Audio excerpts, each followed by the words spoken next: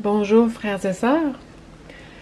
Donc on continue le partage de Jacques et chapitre 2. Mes frères, ne mêlez pas à des considérations de personnes votre foi en notre Seigneur de gloire Jésus-Christ. S'il entre dans votre assemblée un homme avec un anneau d'or et un habit resplendissant, et s'il y entre aussi un pauvre avec un habit misérable, si, plein d'attention pour celui qui porte l'habit resplendissant, vous lui dites « Toi, assieds-toi ici à cette place d'honneur. » Et si vous dites au pauvre « Toi, tiens-toi là debout » ou bien « Assis-toi au-dessous de mon marchepied. » Ne faites-vous pas en vous-même une distinction et n'êtes-vous pas des juges aux pensées mauvaises? Écoutez, mes frères bien-aimés, Dieu n'a-t-il pas choisi les pauvres selon le monde pour qu'ils soient riches en la foi et héritiers du royaume qu'il a promis à ceux qui l'aiment? Et vous, vous avez déshonoré le pauvre. Les riches ne vous oppriment-ils pas et ne vous traitent-ils pas devant les tribunaux? Ne sont-ils pas ceux qui blasphèment le beau nom invoqué sur vous? Sans doute, si vous accomplissez la loi royale selon l'Écriture, tu aimeras ton prochain comme toi-même, vous faites bien. Mais si vous vous livrez à des considérations de personnes, vous commettez un péché, vous êtes convaincu de transgression par la loi. Donc, petit partage de ce que je viens de lire, de ce que je vois, de ce que je comprends. Ailleurs dans la parole, Dieu dit aussi que Dieu regarde au cœur et non pas à l'apparence. Comme l'homme, l'être humain, on est tendance à beaucoup plus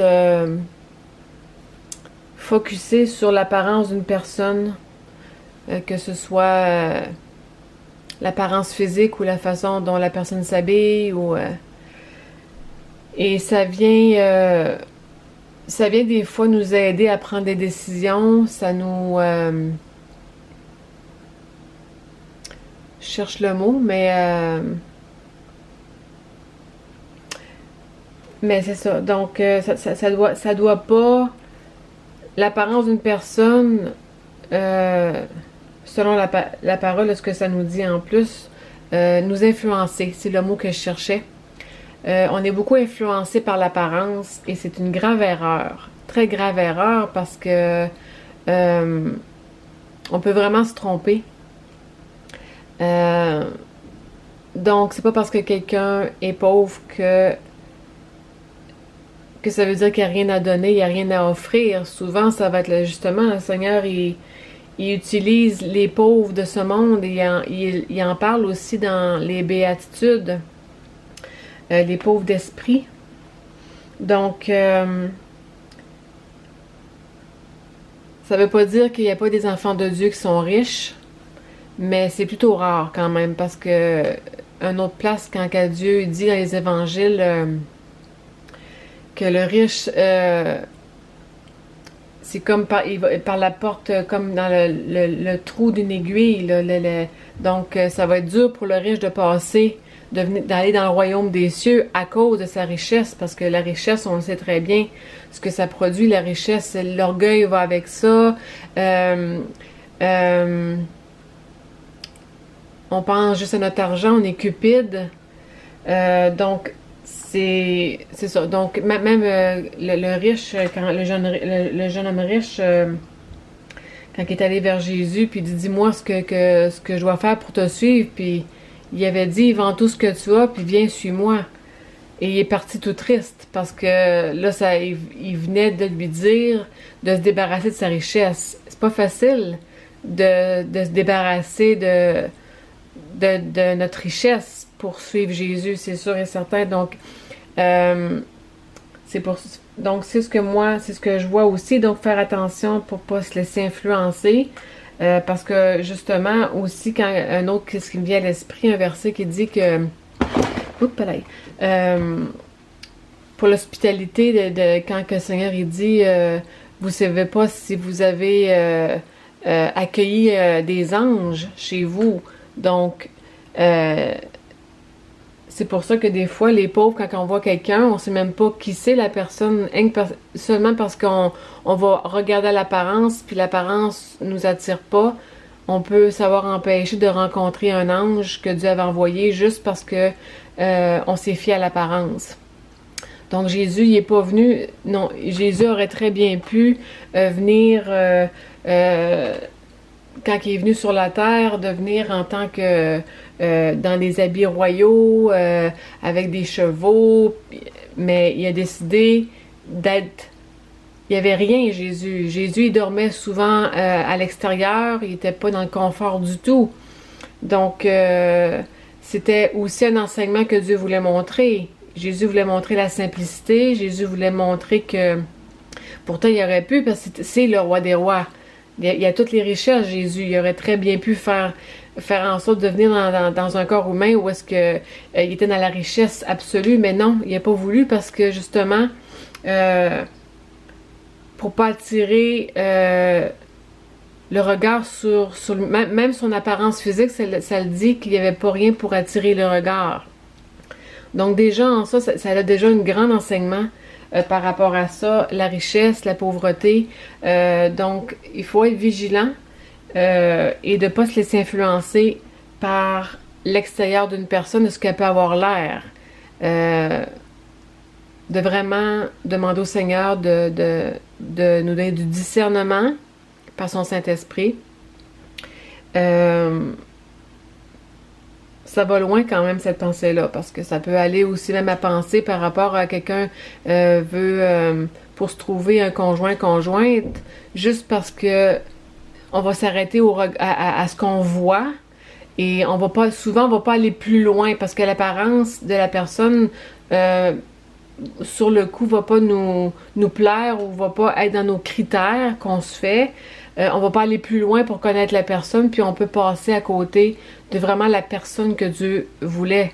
Donc, c'est pour ça que c'est important de faire attention, puis de consulter le Seigneur en toutes choses. Donc, je vais continuer. Verset 10. Car quiconque observe toute la loi, mais pêche contre un seul commandement, devient coupable envers tous. Celui qui a dit ne commets pas d'adultère a dit aussi ne commets pas de meurtre. Or, si tu ne commets pas d'adultère, mais que tu commettes un meurtre, tu deviens transgresseur de la loi. Parlez et agissez en hommes qui doivent être jugés selon une loi de liberté, car le jugement est sans miséricorde pour qui n'a pas fait miséricorde. La miséricorde triomphe du jugement.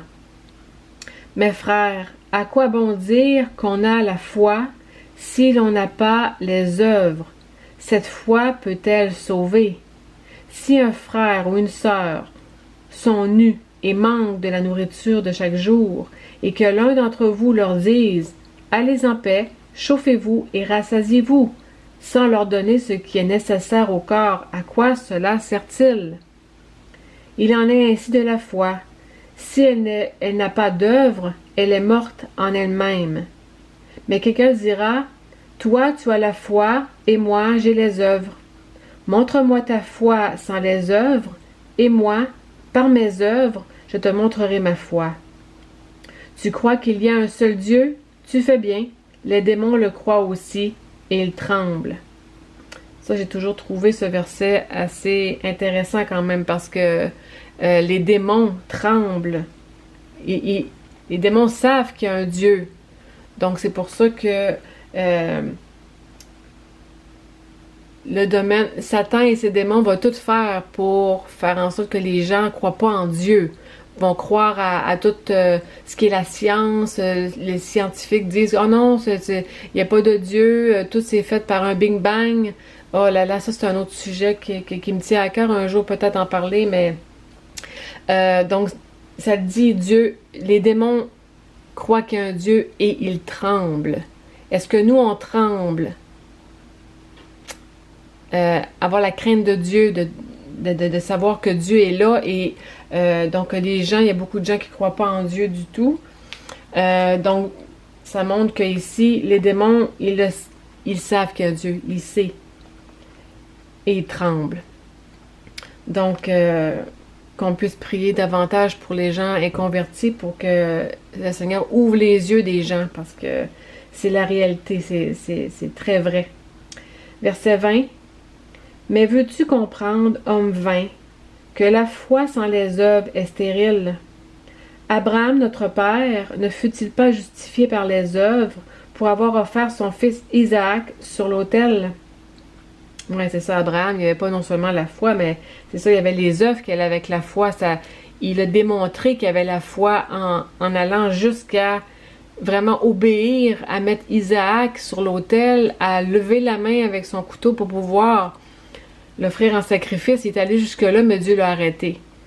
Donc, ça prouve que sa foi n'était pas juste la foi, « Ah, j'ai la foi que Dieu existe », mais est-ce que la foi est accompagnée d'œuvres?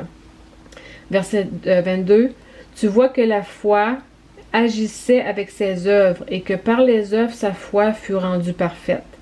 Ainsi s'accomplit ce que dit l'Écriture.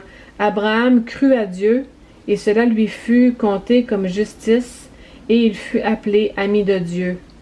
Vous le voyez, c'est par les œuvres que l'homme est justifié et non par la foi seulement. Rahab, la prostituée, ne fut-elle pas également justifiée par les œuvres pour avoir reçu les messagers et les avoir fait partir par un autre chemin?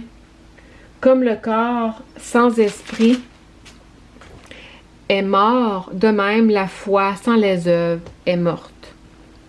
Donc voilà, c'était le chapitre 2. Et donc oui, il y a beaucoup parce que la foi sans les œuvres est morte, bien sûr, parce que combien de personnes dans le monde entier disent croire en Dieu, ah j'ai la foi que Dieu est vivant et tout ça, mais ils mettent pas en pratique leur foi, ils font juste croire sur le moment, ils ont la foi comme ça, mais ça veut rien dire. Puis il y en a qui vont faire beaucoup d'œuvres